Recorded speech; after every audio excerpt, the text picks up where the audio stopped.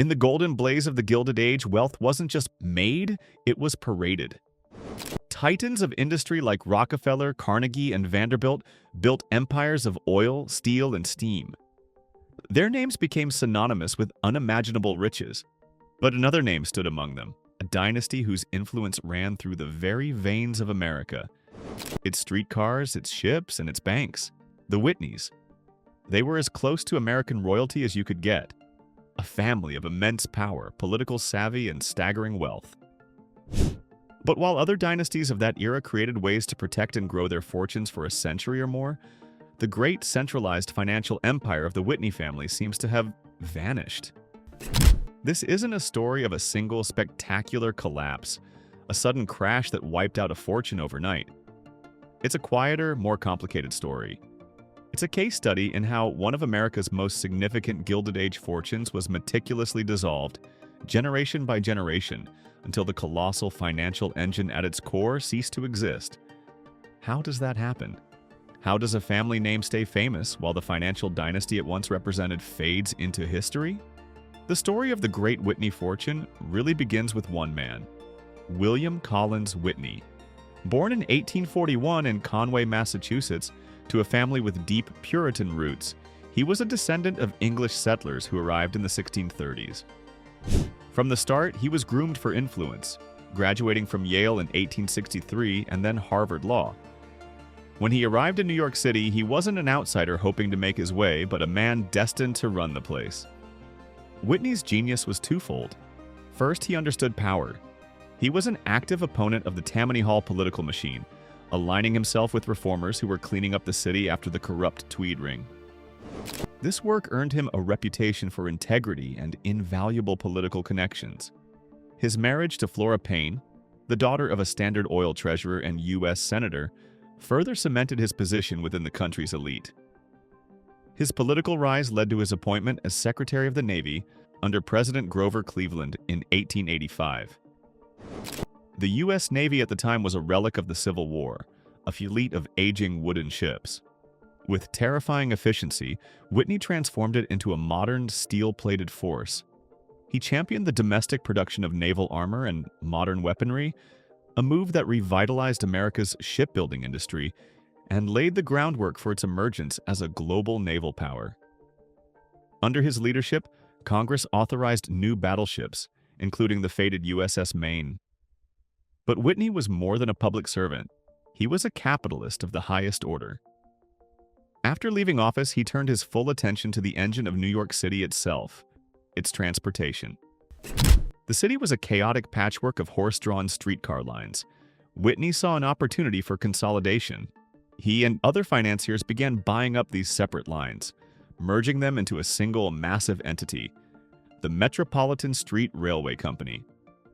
This grip on the city's surface transit was a phenomenal source of profit, but it wasn't a stable, long-term cash machine.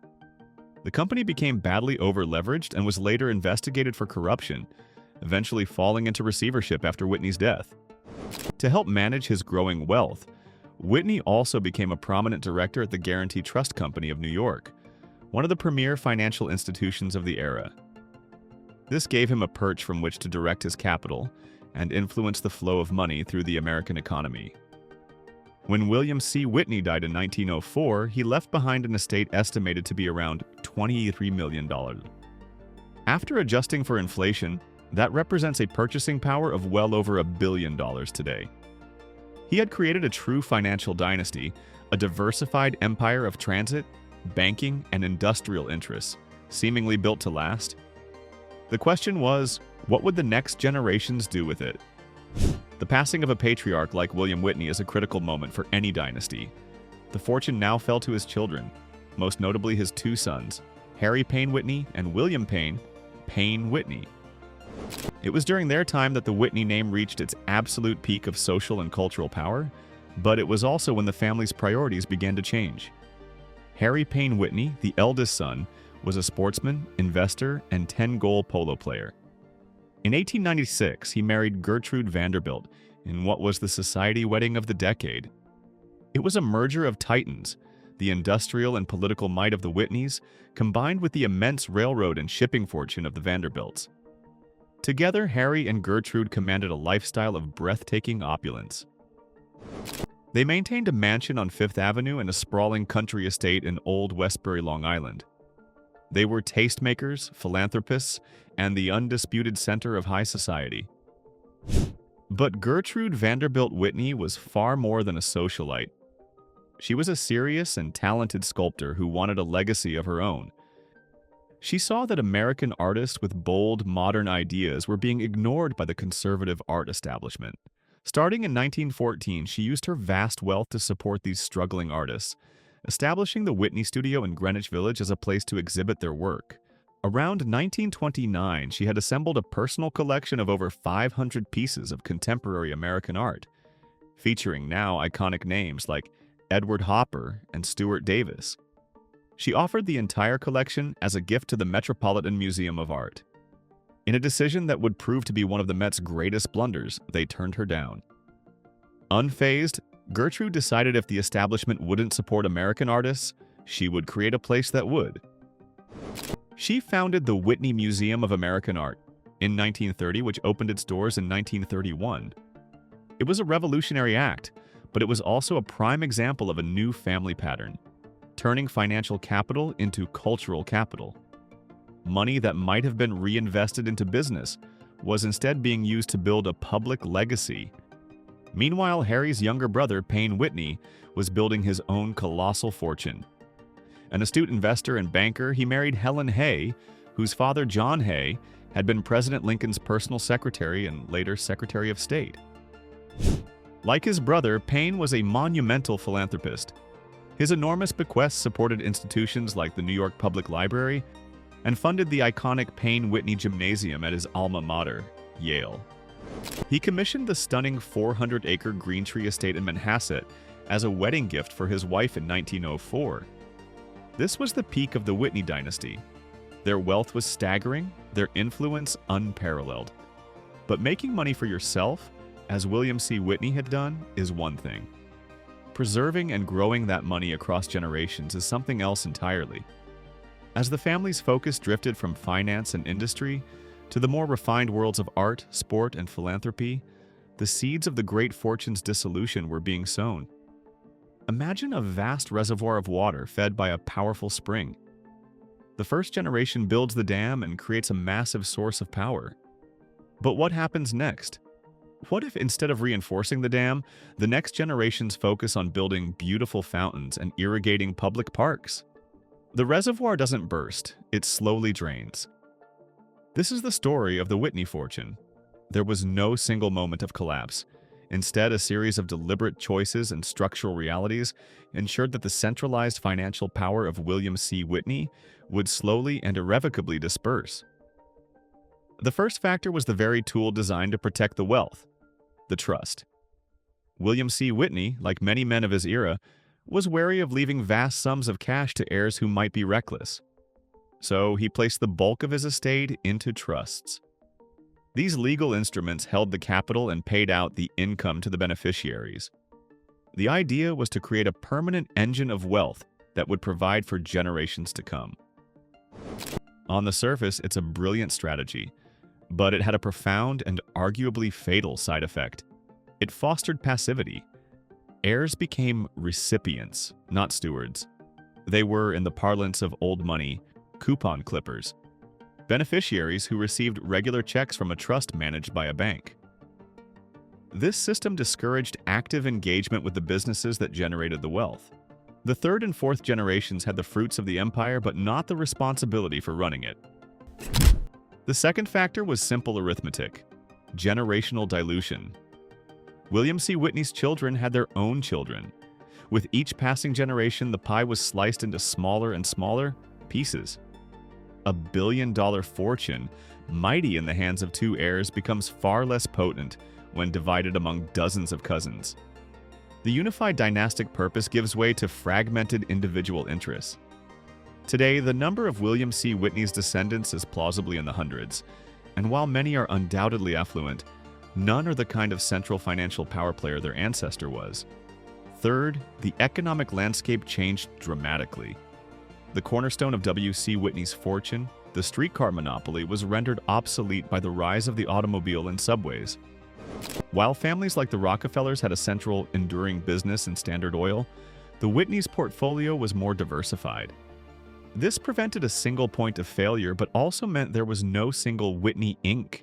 to serve as the family's ongoing flagship. This contrasts with the Rockefeller family, who established a professional family office as early as 1882. That office did more than manage investments. It coordinated the family's business, philanthropy, and legal affairs. The Whitneys, on the other hand, relied on a collection of individual trusts and external bank managers, accelerating the fragmentation of their financial power. Finally, there was the immense and deliberate outflow of capital. Gertrude's founding of the Whitney Museum wasn't just an expense, it was a multi-million-dollar reallocation of capital from the private sector to the public trust. The same is true of the vast sums donated to universities and hospitals by Payne Whitney and his children. These acts created an enduring public legacy, but were also a conscious choice to liquidate a portion of the wealth-generating machine. Combined with the enormous upkeep of multiple Gilded Age mansions and a high society lifestyle, the net effect was a steady drainage of the central reservoir. The fortune didn't vanish, it was spent, given away, and divided into oblivion.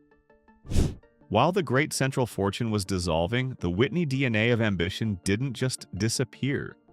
Instead, it re-emerged in remarkable individual careers that took the family name in entirely new directions. Perhaps the most dynamic of the third generation was Cornelius Vanderbilt Whitney, known as Sonny. The son of Harry Payne Whitney and Gertrude Vanderbilt, Sonny was no passive coupon clipper.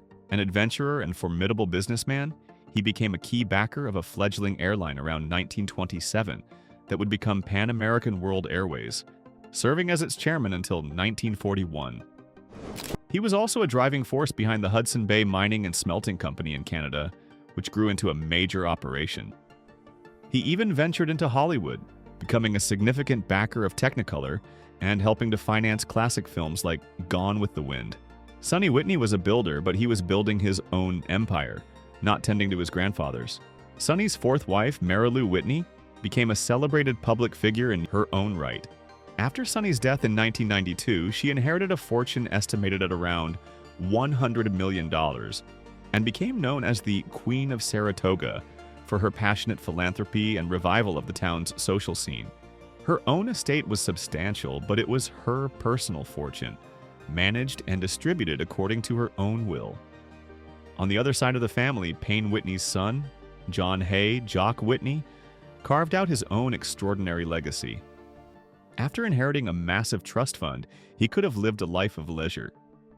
Instead, he founded J.H. Whitney & Company in 1946.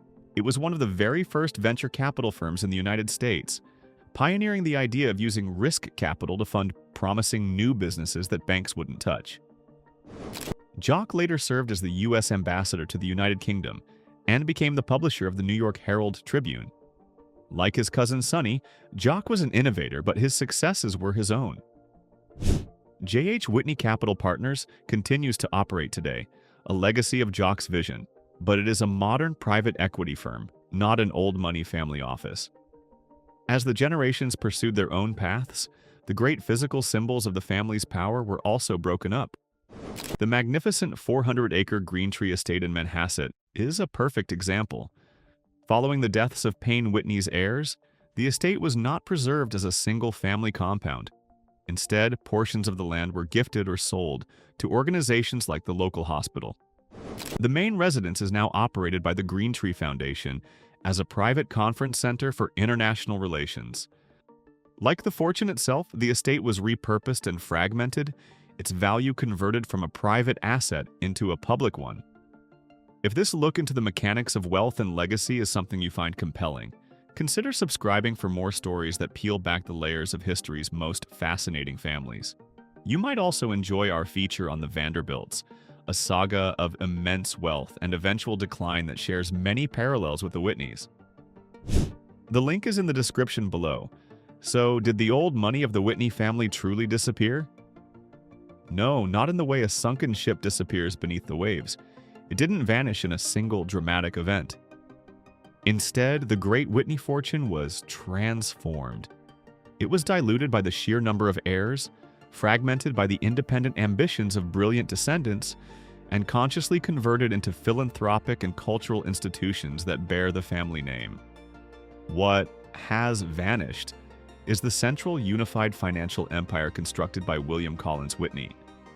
There is no Whitney equivalent to the Rockefeller Foundation's commanding endowment, no single family office directing a vast, coordinated financial strategy. The power source that once drove the dynasty has been decentralized, its energy redirected into countless smaller streams. Their story is a case study in the entropy of wealth. It's a sobering example that a fortune, no matter how vast, is not a permanent monument. It's a dynamic force that must be constantly and actively managed with a unified purpose if it is to survive the pressures of time, taxes, and family division. The ultimate legacy of the Whitneys, then, is a paradox. The consolidated financial power that made them American royalty is gone. But the Whitney name endures, etched onto the walls of one of the world's foremost modern art museums, on the gates of university buildings, and in the annals of American sport, politics, and venture capital. It's a powerful testament to the fact that sometimes a name and a legacy can outlast the currency that built them.